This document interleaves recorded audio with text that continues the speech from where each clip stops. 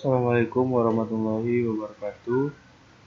Perkenalkan, nama saya Fatur Rahman, NIM 8020190060, kelas 05 PT3. Mata kuliah Pemrograman Berorientasi Objek. Dosen Bapak Robi Setiawan, Eskom MSI.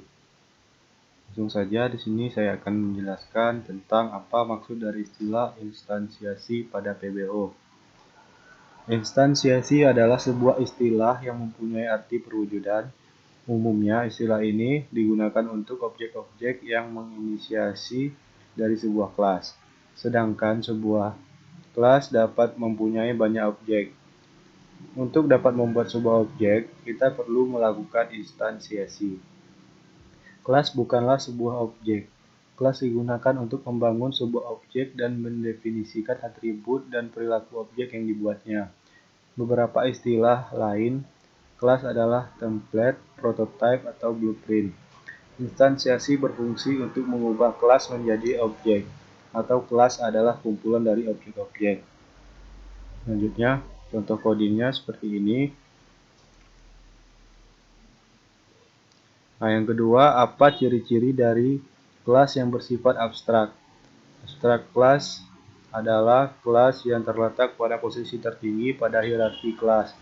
Kelas ini digunakan sebagai basis bagi penurunan kelas lainnya, sehingga abstrak kelas tidak dapat diinstansiasi secara langsung menjadi objek.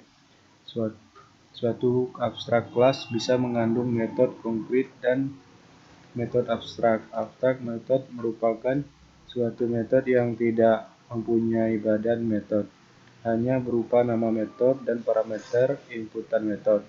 Ketika suatu abstrak kelas diturunkan atau di-extend, maka subclass harus mengimplementasikan semua metode abstrak pada parent atau base class. Jika tidak mengimplementasikan semua metode abstrak, maka subclass harus dideklarasikan sebagai abstrak class. Ciri-ciri kelas abstrak yaitu pertama, dapat mempunyai satu atau lebih abstrak metode. Kedua, dapat mempunyai metode dengan keyword static. Tiga, dapat mempunyai field atau atribut dengan keyword static. Yang keempat, dapat mempunyai abstrak metode yang berfungsi untuk diimplementasikan oleh kelas turunannya atau subclass. Yang kelima, kelas abstrak tidak dapat mempunyai instansi atau membuat objek. Kegunaan abstrak kelas. Pertama, kelas abstrak berisi beberapa metode dan beberapa abstrak. Kelas abstrak berisi sebagian implementasi dan subclass yang melengkapi implementasinya. Dengan kata lain, kelas abstrak memiliki beberapa kesamaan atau bagian yang diimplementasikan oleh subclass dan memiliki beberapa perbedaan atau metode yang dimiliki oleh abstrak kelas. Yang kedua, deklarasikan metode abstrak. Jika ada satu atau lebih subclass yang diharapkan mempunyai fungsionalitas yang sama tetapi implementasi berbeda. Yang ketiga, gunakan kelas abstrak untuk mendefinisikan behavior secara umum sebagai superclass, sedangkan subclass menyediakan implementasi detail. Yang keempat, jika kelas abstrak semua metode merupakan metode abstrak, sebaiknya kelas abstrak tersebut diganti menjadi interface. Seperti inilah contoh codingannya. Abstrak kelas transportasi darat.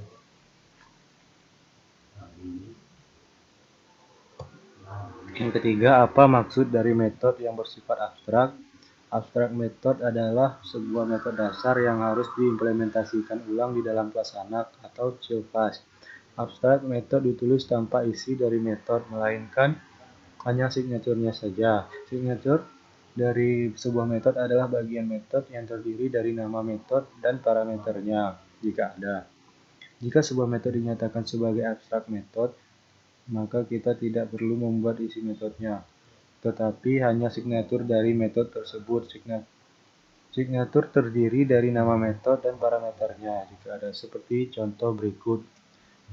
Codingnya abstrak public function, lihat spek. Yang kedua, abstrak public function, lihat spek merek. Ketika kita Tidak perlu membuat isi dari metode. Ini karena sebuah metode dinyatakan sebagai abstrak method. Isi dari metode tersebut akan dibuat dalam kelas turunan. Abstrak method harus berada di dalam abstrak kelas. Yang keempat, apa ciri-ciri dari kelas turunan? Inheritance adalah turunan atau pewarisan suatu kelas ke kelas baru dengan mewakili semua function yang ada di kelas utama atau parent class. Inheritance sering sekali digunakan di dalam pemrograman berorientasi objek. Dengan kata lain, kelas utama atau parent class dengan kelas turunannya berhubungan satu kelas satu sama lain. Ciri-cirinya, inheritance memungkinkan untuk menciptakan sebuah kelas dari kelas yang sudah ada. Yang kedua, ketika sebuah kelas diturunkan dari kelas yang sudah ada, maka kelas tersebut mewarisi semua metode dan field dari kelas orang tuanya. Ketiga, kelas turunan juga mewarisi bentuk dari kelas orang tua. Artinya, objek dari kelas anak dapat dikenali sebagai objek dari kelas orang tua. Berikut contoh codingnya. Yang pertama ada kelas induk, kemudian kelas anak, di mana di sini kelas anak yang sama mewarisi kelas induknya. Yang kelima, apa maksud dari metode override? Override adalah ketika suatu kelas child yang turunan dari kelas parent mempunyai beberapa metode dengan nama yang sama dengan yang dipunya si parents, tetapi dengan implementasi yang berbeda. Contoh paling sederhana adalah ketika kita mempunyai kelas interface, kemudian kita implement pada kelas kita, maka kelas kita wajib mengimplementasikan metode-metode yang sebelumnya telah kita definisikan pada kelas interface tersebut. Berikut contoh codingnya.